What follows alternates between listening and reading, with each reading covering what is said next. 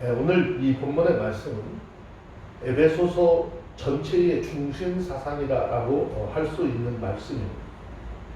사도 바울이 전 세계를 바쳐서 전하려고 했었던 아주 위대한 복음의 진리인데, 이 진리는 4절에서 증거하고 있는 것처럼 모든 사람에게 오픈되어지고 알려진 것이 아니라 바로 복음이 비밀이라고 말씀하고 있습니다.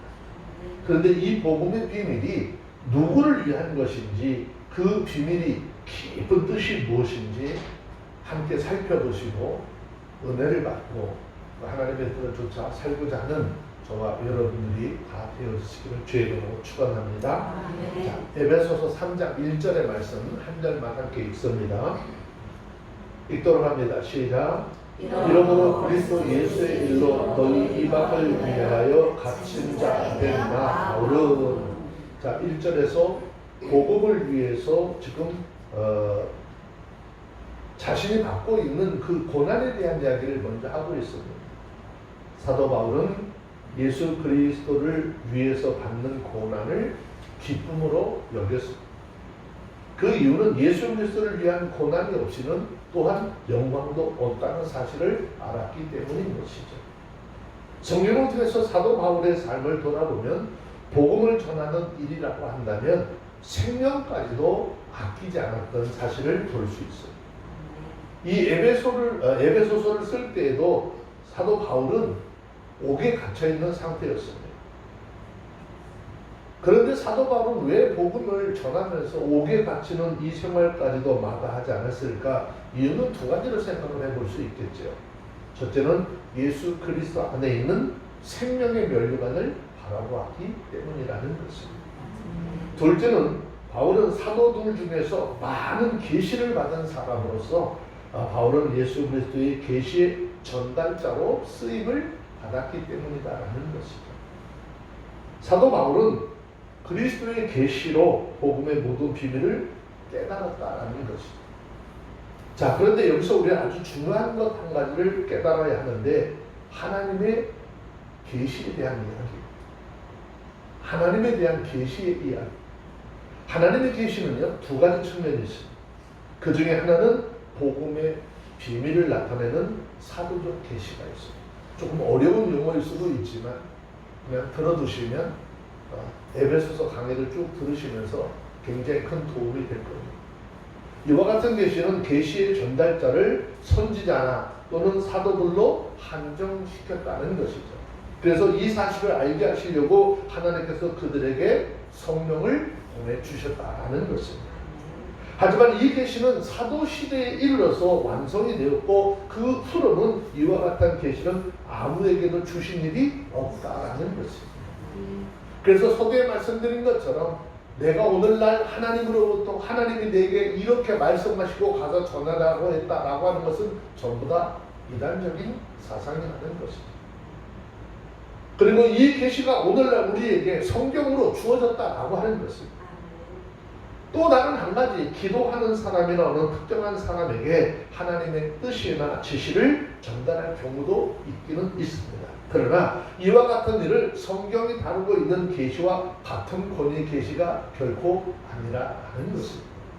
이와 같은 일은 그 사람에게 하나님께서 특별히 필요해서 잠시 알게 하는 것이지요. 하나님의 구원의 사역을 위해서 모든 사람에게 전파하기 위해서 하나님께 뜻으로 주신 것이 결코 아니다라는 것입니다. 많은 사람들이 이것에 대한 생각을 정리가 되지 않으니까 아주 자신들이 엄청나게 위대한 사람인 것으로 자꾸 포장하는 역사가 나타나는데, 우리는 하나님 앞에 피조물에 불과한 존재들입니다. 본문 2절로 좀 내려와서 좀 보시겠습니다. 에베소서 3장 2절에 있는 말씀 읽습니다. 시작.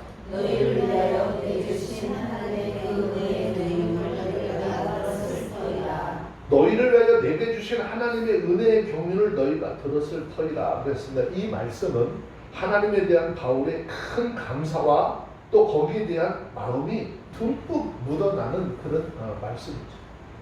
또한 사도 바울이 지금 감옥에 갇혀 있으면서도 이렇게 전혀 그 삶에 대해서 동요하는 빛도 없고 담대하고 또 더 담대할 수 있었던 것을 알게 해주는 말씀이기도 합니다. 그럼 어떻게 해서 이 사도 바울이 그렇게 옥에 갇혀서 담대하고 또 담대해질 수 있었을까? 옥에 갇히고도 무엇이 그렇게 크게 감사할 수 있는 그런 마음들이 생겼을까? 그것을 알기 위해서 오늘 말씀 중에서 이방인을 위해서 바울에게 주신 하나님의 은혜, 경륜이라고 하는 이 말씀을 주목해서 봐야 하는 것입니다. 하나님께서는 이방인들을 구원하기 위해서 만세전의 계획을 세워주셨습니다. 그리고 그 계획을 이루시기 위해서 예수님께서 육신의 몸을 입으시고 이 땅에 오셔서 십자가에 달리심으로써 하나님이 세우신 구속 사역을 완성하셨습니다. 그리고 예수님의 승천 이후에 성령께서 오셔서 모든 사람들에게 이 사실을 깨우쳐지는 일을 감당하셨다는 것입니다. 예수님께서 죽으시고 부활하시고 우리 가운데 보혜사 성령을 보낸 것은 우리가 깨닫지 못하고 믿지 못하고 이해하지 못하던 하나님의 말씀을 들음으로 그 성령의 역사를 통해서 알게 하시고 깨닫게 하시고 믿게 하시고 행하게 하시는 역사를 이루어 가시는 것입니다. 이것은 성삼위 하나님께서 우리에게 이 하나님의 뜻을 알도록 하기 위해서 얼마나 큰 협력을 하셨는지 알게 하시는 것입니다. 그런데 성삼위 하나님께서 바로 그 사역들 가운데 이방인들을 위한 사역을 누구냐? 사도 바울을 불러서 참여시켰다는 거죠. 하나님이 계획한 그 크신 일에 육신을 입은 그 사도 바울을 불러서 이 하나님의 일에 참여시켰다는 거예요. 이게 얼마나 큰 기쁨이죠. 오늘날 저와 여러분들도 하나님께서 부르셔서 이 귀한 복음을 전하도록 사역자로 삼아주신 것, 여러분 큰 기쁨과 감사가 넘치는 삶이 되어야 하는 것입니다. 이 놀라운 사실 어떻게 감사하지 않을 수 있겠느냐는 거죠. 그러면 사도 바울이 지금 예수 믿고 이전에 어떤 사람이었습니까? 사도 바울 어떤 사람이냐고 다른 사람 이야기 들을 것도 없어요. 사도 바울이 고백하기를 디모데전서 1장 13절을 통해서 보면 자신이 고백을 직접 하고 있는데 뭐라고 합니까? 내가 전에는 회방자요, 핍박자요, 포행자요. 하나님의 말씀이 전해지는 것을 가로막고 주를 예수를 믿으려고 하는 자들을 잡아서 죽이고 고통 가운데 두었던 자다. 그러면서 디모데전서 1장 15절 내려가서 보면은 나는 죄인 중에 괴수입니다 하고 주님 앞에 고백하고 있는 것입니다. 이랬던 사도 바울 하나님 앞에서 은혜를 받고 사명장을 거듭나면서 복음을 전하지 못하게 했던 그런 모든 삶이 변해지기 시작했다는 것입니다. 그는 과거 얼마나 무고한 거룩한 성도들 그의 손에 의해서 죽음과 고초를 당했는지 모릅니다. 얼마나 많은 사람들이 그 사도 바울의 포악한 행동에 대해서 신앙을 버리고 떠나갔는지 모릅니다. 그러니 사도 바울의 죄는 이 세상의 그 어떤 죄보다 얼마나 더 클까? 그런데 그러한 사도 바울을 예수님께서 십자가의 구원의 은혜를 통해서 구원해 주셨다는 것입니다. 사도 바울은 여느 사람과 달리 예수님께서 친히 찾아가 주셔서 구원을 해 주셨습니다. 이 사실만도 사실은 얼마나 크게 감사하는지 모릅니다. 그런데 어떻게 하셨다고요? 그러한 사도 바울에게 이방인을 구원하기 위한 은혜의 경륜을 맡기셨다는 것입니다. 이제 로마 감옥에 갇힌 몸이 되어 있으면서도 조금도 흐트러짐이 없이 담대하고 또 담대해, 아니 여전히 하나님을 향해서 크게 감사하는 사도 바울의 마음을 이해할 수 있는 것입니다. 저희들 또한, 우리들 또한 하나님의 이 크신 은혜를 통해서 오늘 이 시대에 내가 알고 있는 복음을 전하는 전달자로 우리를 삼아주셨다는 것 참 감사해야 될 일인 것입니다. 몸이 옥에 갇혀 있으면서도 편지를 써서라도 복음 전파하는 일을 계속 해야 하는 그의 불타는 심정을 이해할 수 있겠느냐라는 것입니다. 우리는 사도 바울을 이해할 때 반드시 이것을 먼저 알아야 합니다. 또 이러한 사실을 통해서 우리 또한 하나님의 경륜을 이루기 위한 거룩한 도구로 삼으셨다라는 사실을 한시라도 잊지 않는 저와 여러분들이 되어주시기를 바랍니다. 우리가 조금 깊이 생각해 볼 것, 하나님의 은혜의 경륜을 따라서 도구를 삼으신 것 사도 바울만 삼았을까요? 절대 그렇지 않습니다. 자, 성경 베드로전서 2장 9절에 있는 말씀 잠시 한번 보겠습니다. 베드로전서 2장 9절에 있는 말씀.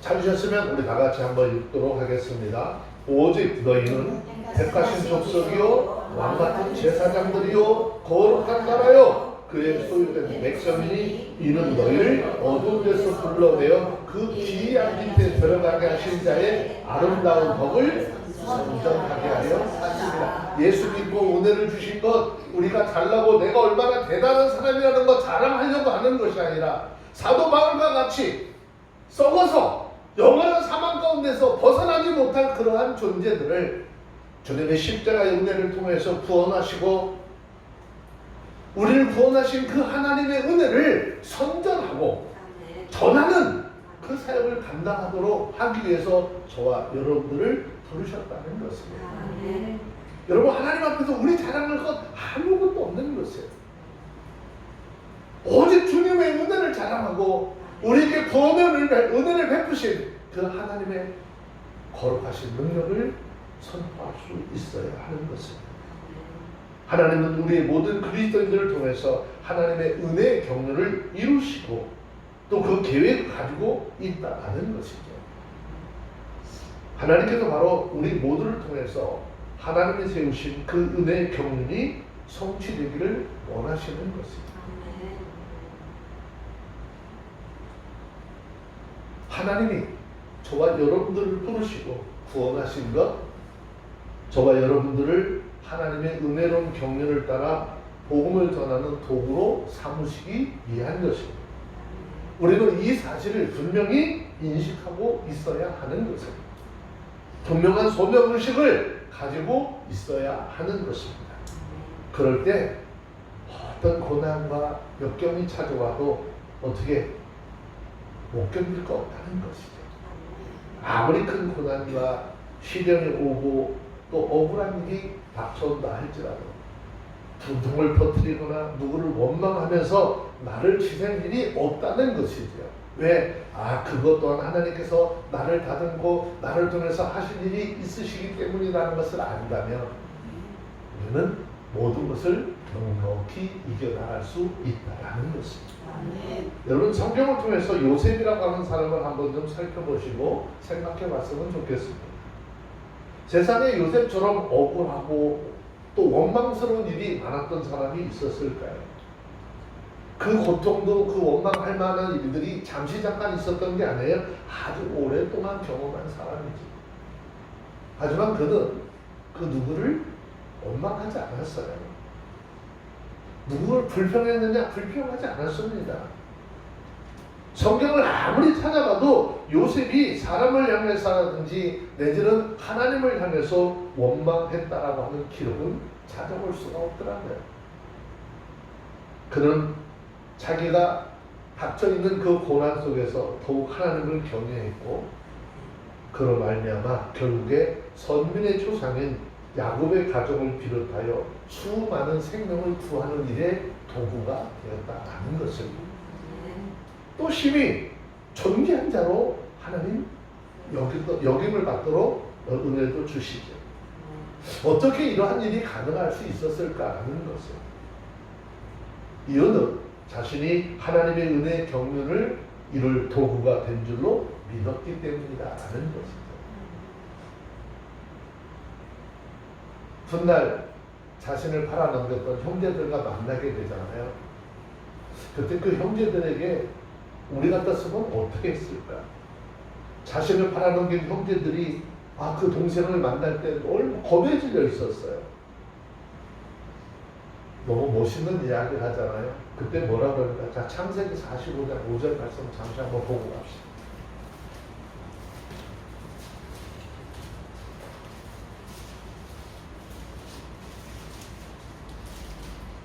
창세기 45장 5절에 있는 말씀입니다. 찾으셨으면 우리 다 같이 한번 읽겠습니다. 시작. 당신들이 나를 이곳에 팔았으므로 근심하지 마소서. 한탄하지 마소서. 하나님의 생명을 구원하시려고 나를 당신들 앞서 보내셨나이다. 이게 얼마나 하나님의 은혜를 깨닫고 있는 사람의 언어일까요? 우리 그리스도인들의 언어는 적어도 이 정도는 돼야 된다라는 것이죠. 자신을 만나러 온 형제들이 얼마나 두려웠을까? 그 당시 애굽의 모든 권리를 정말 웬만한 사람들 죽이고 살리는 모든 권세가 자신의 손에 있었는데 그는 자신을 섭섭하게 하고 괴롭게 했던 형제들의 모습을 본 것이 아니라 하나님이 당신과 모든 인생들의 생명을 구원하시라고 나를 당신들보다 앞서 애굽에 보냈다는 거죠. 그냥 보낼 수 없으니까 하나님은 이런 방법을 써서라도 나를 이곳에 보내게 했다라고 고백하는 것입니다. 저와 여러분들, 우리 모두도 하나님의 은혜의 경륜을 따라 이 시대, 이 일의 교회에 복음을 전하기 위해서 세워진 도구라는 분명한 소명의식을 갖는 모두가 되어주시기를 주 이름으로 축원합니다. 그래서 저는 굉장히 기쁜 생각을 해요. 해외 복음을 전하고 해외에서 신학교 학생들을 가르치는 것, 목회자들을 가르치는 것, 교도소에 수감되어 있는 수감자들에게 하나님의 말씀을 전하는 것. 어떻게 생각해 보면 허공을 치는 메아리와 같은 그런 수준일 수도 있어요. 그런데 그 속에서 하나님의 말씀을 듣고 깨닫고 회개하고 돌아오는 영혼들이 있다는 것이죠. 그렇다면 우리는 마땅히 그 일을 잘 감당해 나가야 한다라는 생각을 갖습니다. 그 일을 위해서도 여러분들이 함께 기도해 주시고 또 그 사역 잘 감당할 수 있도록 뒤에서 협력해 주시기를 부탁을 드리겠습니다. 자, 하나님 성경을 통해서 우리에게 주신 이 계시의 말씀은 굉장히 오묘한 비밀이다라고 말씀하고 있죠. 자, 에베소서 3장 3절에 있는 말씀 봅니다. 읽습니다. 시작. 곧 계시로 내게 비밀을 알게 하신 것은 내가 이미 다만 기록하다 이르니. 네, 사도 바울은 2절에서 언급한 것처럼 하나님의 경륜, 하나님의 은혜의 경륜을 가리켜서 지금 3절에서 뭐라 그러죠? 비밀이다라고 말씀하고 있습니다. 자, 우리가 알고 받은 복음은 사실상 굉장히 깊고 오묘한 비밀이다라는 것입니다. 그리스도인들 가운데는 복음이 이미 세상에 널리 알려졌기 때문에 복음이 비밀이라고 하는 말을 너무 쉽게 납득하기 어려운 분도 아마 있을 것입니다. 복음이 알려졌다고 해서 인간 스스로 복음의 진술을 다 알 수 있을까? 아니, 알 수 없어요. 이유는 하나님께서는 성경을 기록하는데 우리의 생각대로 기록하는 것이 아니라 사건을 비유해서 비유라고 하죠. 어떤 일들을 비유해서 또 어떤 사람들을 빙자해서 말씀해 놓으셨어요. 그러니 그렇게 빙자하고 비유하고 사건을 통해서 말씀하시려고 하는 의도는 하나님이 아니면 정확하게 알 수가 없는 것이죠. 그래서 보혜사 성령이 우리 가운데 와서 이거 문자적으로 해석을 하고 볼 수 있는 것이 아니기 때문에 성령이 말씀을 볼 때마다 이 사건을 통해서 무엇을 우리에게 말씀하시려고 하는지 깨달아 알게 하시는 것입니다. 복음은 인간의 지성을 통해서 알 수 있을까? 알 수 없습니다. 아무리 지식이 있다 할지라도 거기에 더하여 종교적인 노력과 열심이 있다 할지라도 인간 스스로 하나님의 말씀 속에 숨겨진 비밀을 알 수 없는 것이 바로 성경의 말씀인 것입니다. 요한복음 3장 10절 이하의 말씀에 보면 예수님께 밤에 한 사람이 찾아오는 사람이 있어요. 유대인이었어요. 바로 니고데모라고 하는 사람인데 이 사람은 당시의 관원이었다라고 하죠. 이 사람에게 거듭남에 대한 이야기를 하십니다. 전혀 깨닫지 못합니다. 거듭남에 대한 이야기를 하니까 자, 요한복음 3장 10절에 있는 말씀을 잠시 한번 보시겠어요?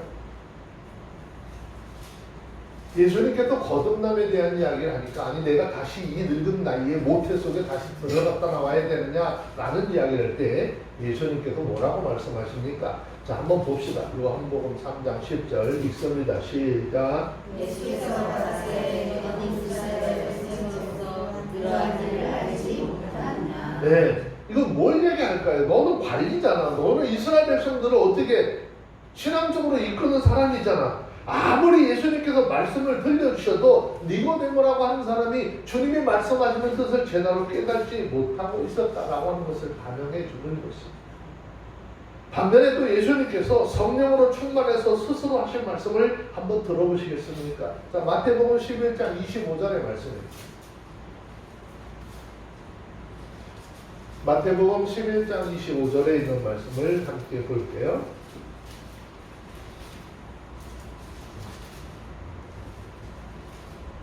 읽습니다. 시작.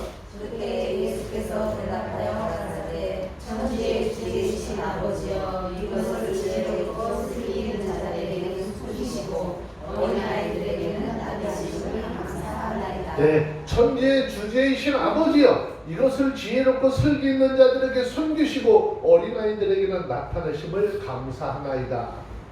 이 말씀은 무엇을 의미하는 것일까요? 이스라엘의 선생조차도 깨닫지 못하는 복음을 어린 아이들이 깨닫는 역사가 있었다라는 것입니다. 아니 꼭 어린 아이가 아니더라도 좋습니다. 이 당시 초대교회 성도들은요 지성이나 학식이 높은 사람들이 아니었어요.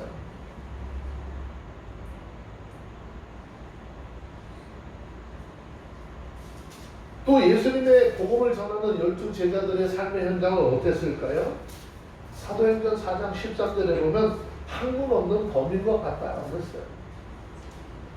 세상적인 지식으로는 뭔가 감당할 수 없고 뭔가 내놓을 만한 거리가 아무것도 없다라는 것입니다. 그런데 이들은 하나님께서 주신 지혜, 성령의 역사를 통해서 복음 속에 숨겨진 비밀들을 깨달아 알게 되었다는 것이죠. 아멘.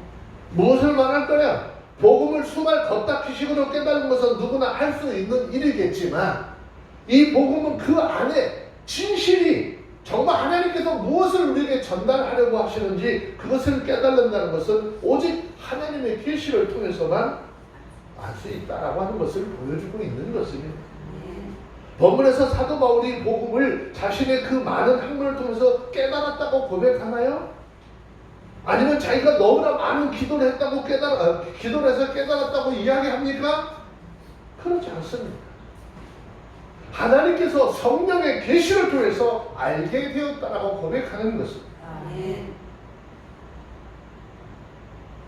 기도해서 뭐 알게 될 것 같으면 신학교 갈 필요도 없죠. 여기 앉아서 기도만 하면 다 알게 하실 것입니다.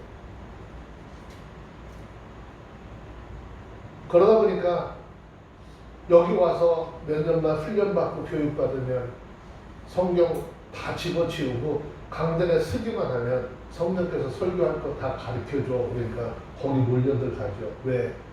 성경 보기 힘들고 연구하기 힘들고 아는 지식이 없는데 3년만 있으면 여기 와서 쓰기만 하면 설교할 거 뭐 다 보여준다는 걱정할 거 모르겠어요.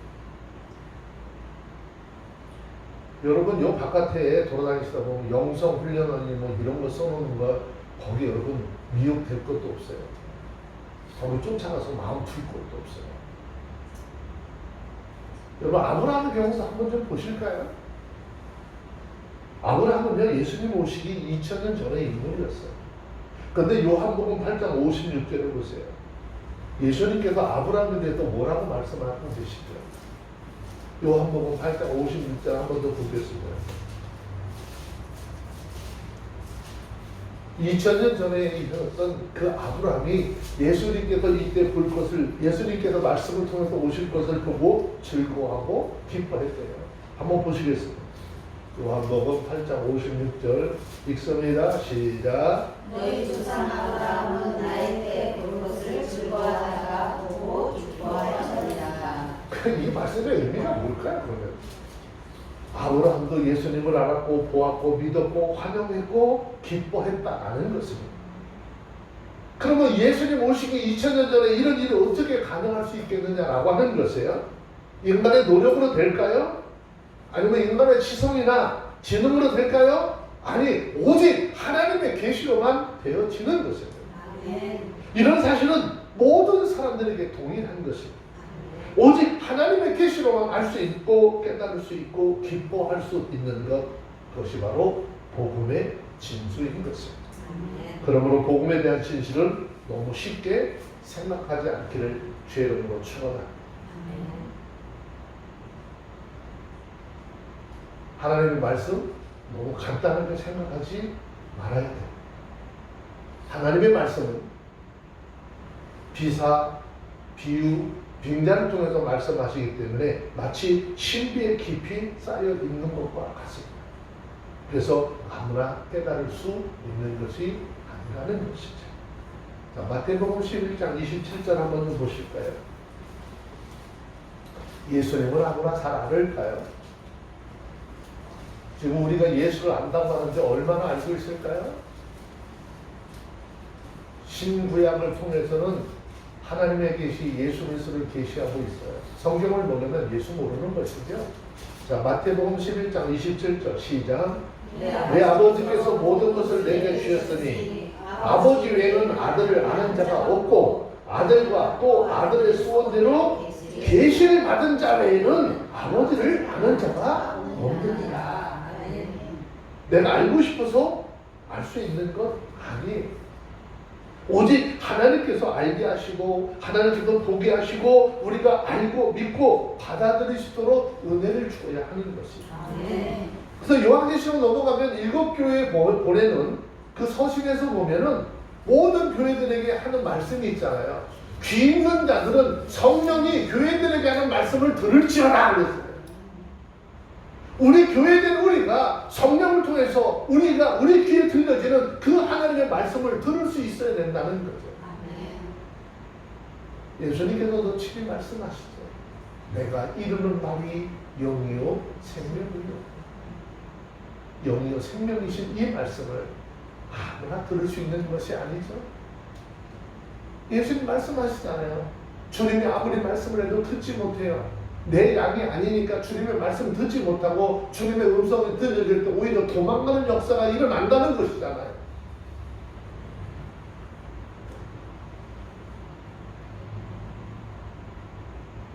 여러분 지금 우리가 있는 이때 우리가 살고 있는 이때 길거리 지나가다 보세요. 조그만 애들도 아이고 지금 무슨 때래요? 말세라고 그러잖아요. 그 쬐끄만 애가 뭔 말세가 무슨 뜻인지 알고 얘기하나 물어보면 뭔 뜻인지는 모르는데 세상 다 됐대요. 그래. 조그만 애들이 세상 다 됐대요. 우리 신앙적으로 한번 잘 생각해봐요. 지금 하나님께서는 이 마지막 때 어떤 사람들 찾고 계시죠? 여름 타작마당에 덥기는 얼마나 더운지 여름 너무 덥잖아요. 여름 타작마당에 주일의 마음을 시원하게 해줄 정도를 찾는다고 그랬어요. 어떤 것이 진리고 어떤 것이 길인지 모르는 허탁한 그런 세대 속에 참 하나님의 말씀에 생명의 길을 전달할 수 있는 자를 주님 찾고 계시는 거예요. 그 일에 저와 여러분들이 동참하는 그런 하나님의 사람들이 되었으면 좋겠습니다. 성령의 조명 가운데 하나님의 말씀을 깊이 들여다보고 생각하고 묵상할 때 비로소 거기에 어때요? 내 모습이 보여지잖아요. 그러니까 그 주님 앞에 머리가 숙여지고 말씀의 볼을 들여서 내 죄가 보여지고 우리의 구원자 되시는 예수님이 보여지니까 그분이 얼마나 위대하시고 세상보다 큰 분인지 알게 되니까 그분 앞에서 겸손해지지 않을 수 없는 것이죠. 디모데전서 3장 16절 한번 좀 더 찾아봅시다. 디모데전서 3장 16절을 찾아보면 사도 바울은 지금 이 복음에 대해서 증거하기를 뭐라고 이야기했습니까? 디모데전서 3장 16절에 있는 말씀 한 절 더 볼게요. 읽습니다. 시작. 그보다 병원의 비밀이여 그렇지 않다 하는 것보다. 네. 그런데 우리는 이 복음의 비밀을 어떻게 이제는 아는 자들이 되었잖아요. 할렐루야.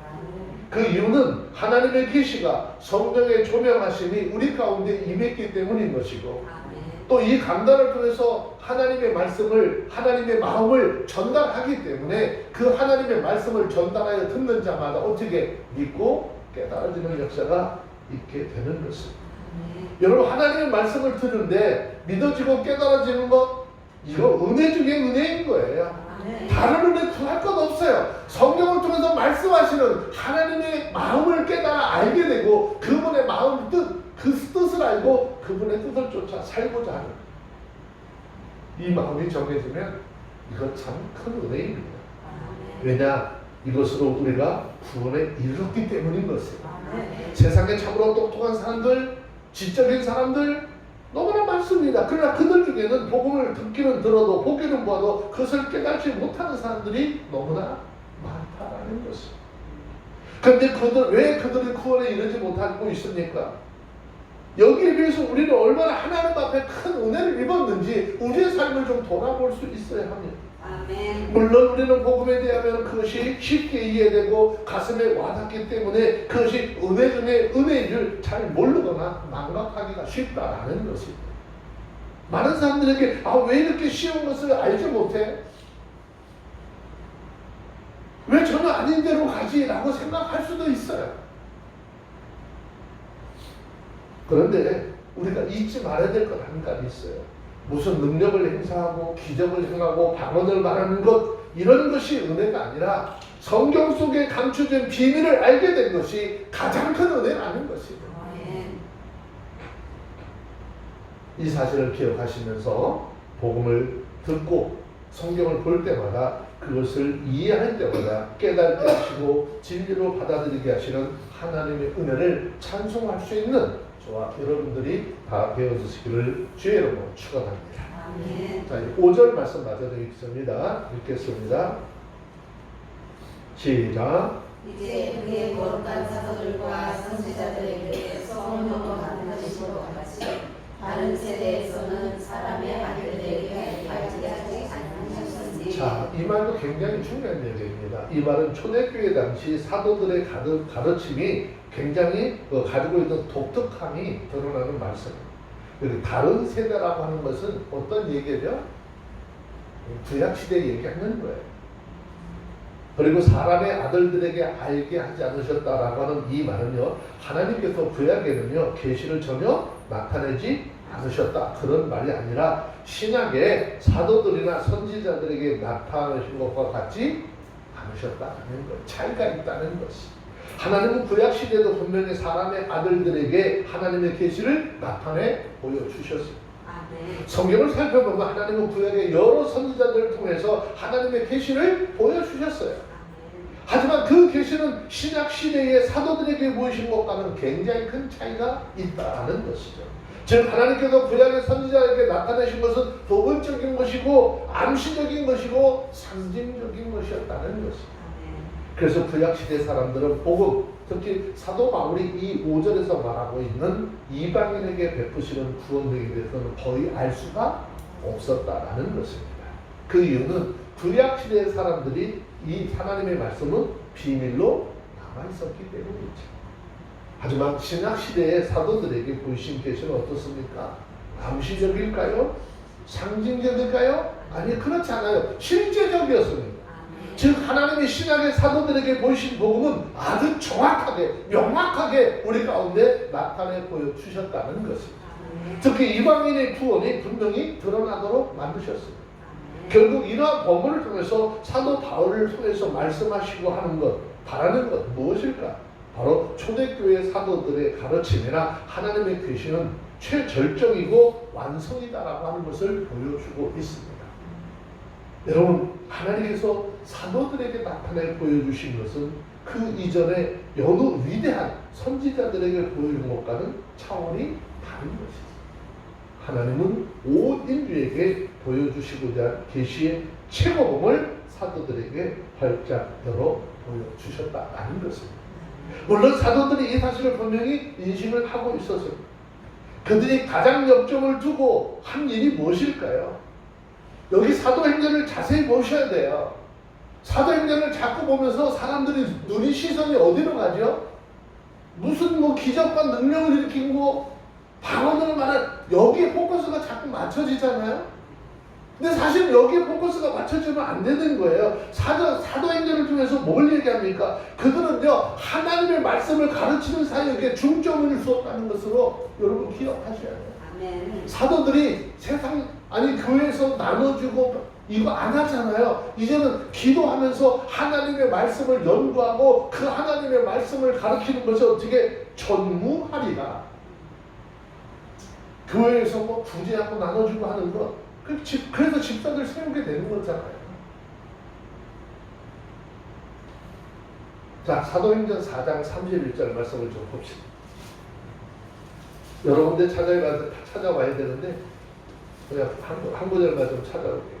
사도행전 4장 31절.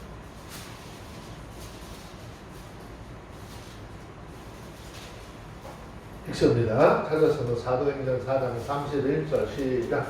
일기를 다음에 모인 곳이 진동하니 우리가 성령 충만하여 담대히 하나님의 말씀을 전하니라. 아멘. 성령이 충만하지 않았을 때는 하나님의 말씀을 담대히 전하지 못했어요. 성령이 임하고 나니까 어떻게 해요? 그때 가서 이 하나님의 말씀을 담대히 전할 수 있는 거예요. 성령 충만 얘기 많이 하잖아요.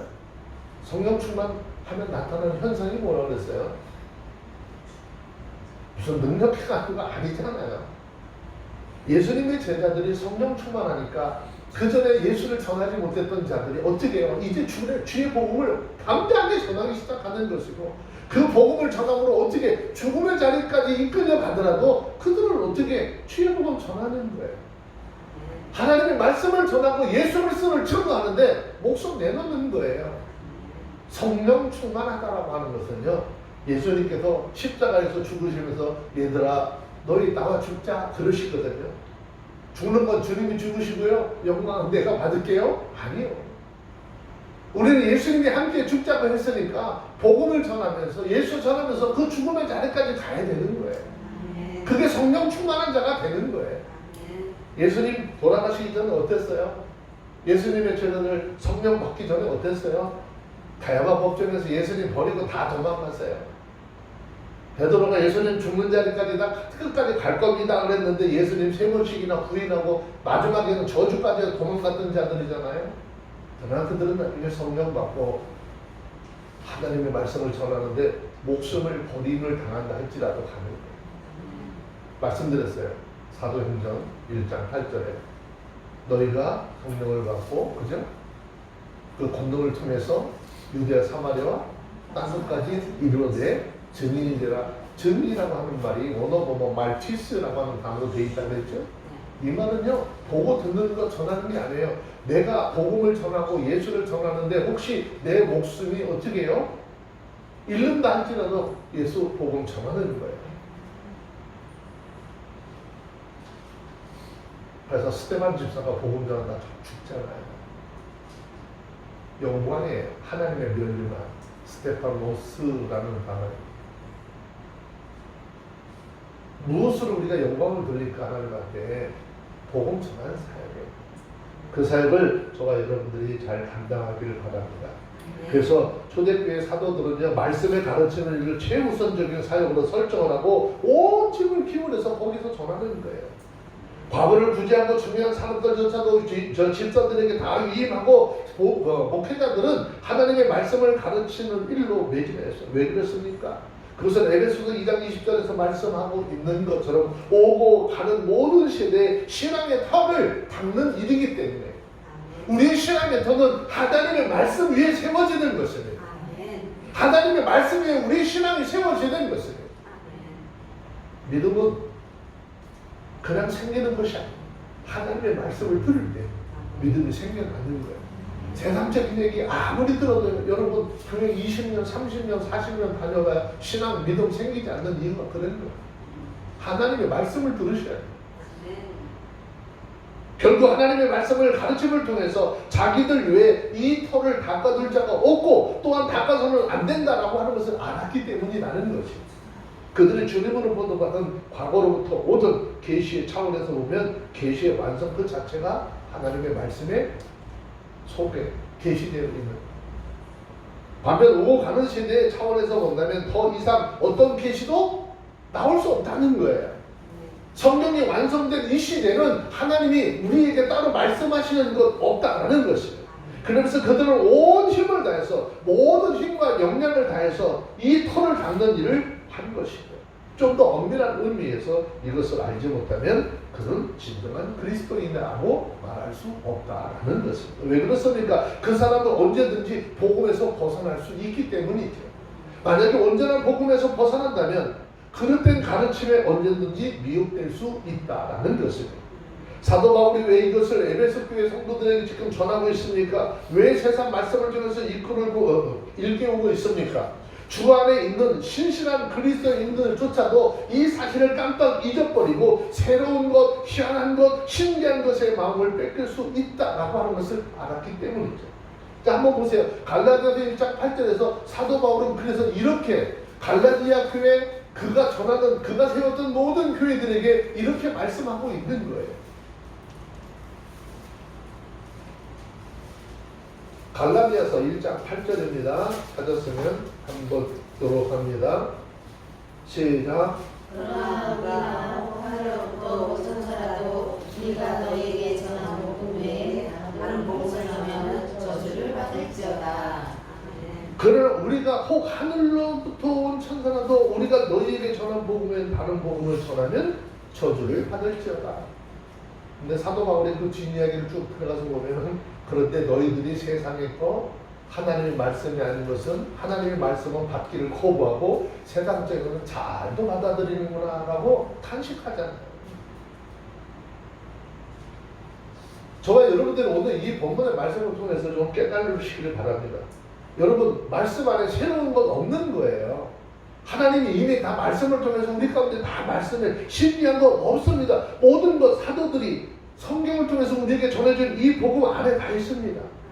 신기한 것, 새로운 것, 뭔가 우리의 오늘 이것 말고 따로 충족해야 될 것 없어요. 말씀 안에, 창세기부터 요한계시록 안에 다 들어있습니다. 여러분, 우리가 그 말씀 안에서 찾고자 한칠 때 정말 우리가 찾고자 하는 모든 것 부족함이 없다는 것입니다. 하지만 아무리 저와 여러분들이 나는 바로 서 있어 라고 주장을 하고 인식할지라도 사도들이 닦은 터 밖에 그 무엇을 더 찾거나 얻고자 한다면 저와 여러분들은 그릇된 길로, 잘못된 길로 이단의 사설에 빠져갈 수밖에 없다라는 것입니다. 저와 여러분들은 오늘 이 예배 속에서 말씀을 통해서 이 사실을 분명히 명심하시고 성경에 기록하고 사도들이 전해진 복음의 기초 위에 우리의 신앙, 우리의 믿음을 세워서 구원의 은혜 충만함으로 어떤 경우라도 믿음이 흔들리지 않는 저와 여러분들이 다 되어주시기를 주님으로 축원합니다. 기도하겠습니다. 걸어가신 하나님 감사합니다. 하나님의 귀한 은혜가 오늘 이 한 시간 우리 가운데 임하게 하시고, 오늘 아버지 복음의 비밀을 통해서 깨달아 알게 하여 주시고, 하나님의 계시를 통해서만 이 복음의 비밀을 알 수 있다라고 하였사오니 하나님 도와주셔서 우리에게 성령의 인도함이 있게 하시고 성령의 지혜로 충만케 하여 주시옵소서. 날마다 우리 주님을 아는 지식이 충만하게 하시고 예수 그리스도의 장성한 믿음의 분량에 이를 때까지 하나님 인도하시는 은혜만 있게 하옵소서. 우리 주 예수님의 이름으로 기도합니다. 아멘.